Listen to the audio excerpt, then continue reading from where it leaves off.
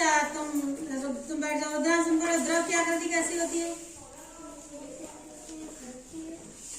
बैठ जाओ। एक छोटे से प्रयोग के बारे में हम लोग करके देखेंगे, तीनों की आकृतियों को समझेंगे। अच्छा, ये हमारे हाथ में क्या है? डस्टर का आकार कैसा है? जैसे जितना बड़ा है, क्या ये कल और बड़ा हो जाएगा? या हम कुछ भी ना करें तो अपने आप छोटा हो जाएगा? इसका मतलब इसका आकार कैसा होगा? कैसा होगा? निश्चित होगा। उसी तरीके से ये हमारे हाथ में क्या है? इसका आकार कैसा होगा? निश्चित होगा। तो कहने का मतलब ये देखिए, जैसे मान लीजिए स्केल है ना, इसका आकार कैसा है? तो ठोस का आकार निश्चित होता है ना। अब ये देखो, ग्लास में क्या है? दिख रहा है आपको? क्या है? पानी। अब ये देखो, ग्लास में है तो ग्लास के जैसा है। अब हम इसको कटोरी में ना देते हैं तो क्या अभी भी ये वैसा ही है या फैल गया है? अगर हम इसको जमीन पे ना दें तो फैल जाएगा। लेकिन पानी की जो मात्रा है, क्या वो घटेगी? मात्रा मतलब इतना पानी जो है, चाहे इसको हम गिलास में रख दें, चाहे हम कटोरी में रख दें, ये घटेगा बढ़ेगा? लेकिन इसका आकार बदल रहा है। गिलास में रख रहे हैं तो गिलास जैसा हो रहा है, कटोरी में रख रहे हैं तो कटोरी जैसा हो रहा है ना। तो यानी कि इसका आकार जो है वो कैसा है? अनिश्चित है। कैसा होगा? अनिश्चित। अगर अभी इसको हम जमीन पे डाल दें तो पूरा फैल जाएगा, थाली में रख दें तो थाली के जैसा हो जाएगा। यानी आकार निश्चित नहीं है, लेकिन इसकी मात्रा का मतलब आयतन, वो उतना ही रहेगा कि वो भी घटे बढ़ेगा? वो उतना ही रहेगा। 1 लीटर दूध चाहे आप भगोने में रख दो, चाहे बड़े भगोने में रख दो तो बड़े का जैसा आकार जाएगा, लेकिन वो उतना ही रहेगा उसकी मात्रा में। उसी तरीके से जो ठोस है उसका भी आयतन निश्चित रहेगा, यानी आकृति भी निश्चित है और आयतन भी निश्चित है। और द्रव का कैसा होगा? द्रव का आयतन निश्चित होगा कि नहीं? आयतन 1 लीटर दूध बदल जाएगा, निश्चित रहेगा कि नहीं रहेगा? निश्चित रहेगा।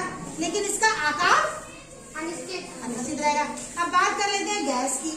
तो देखो क्या जल रही है? धूप बत्ती जल रही है, इससे धुआं हो रहा है, यानी गैस निकल रही है। अब बात ये आती है कि क्या ये एक ही जगह पर है? फैल रही है सब जगह? तो इसका मतलब क्या हुआ? इसका आकार निश्चित नहीं है।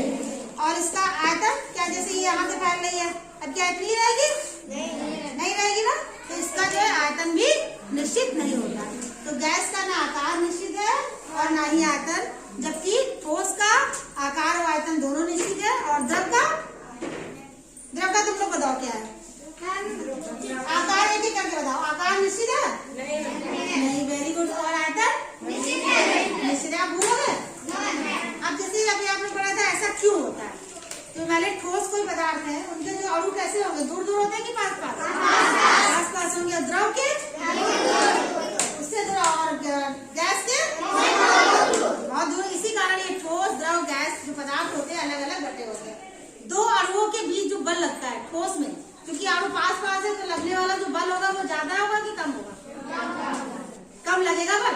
तो कैसे पास पास होंगे तब तक दूर हो जाएंगे। कल हमने आपको इसको पढ़ाया था, आपको नोट में बताया था, कुछ याद आया?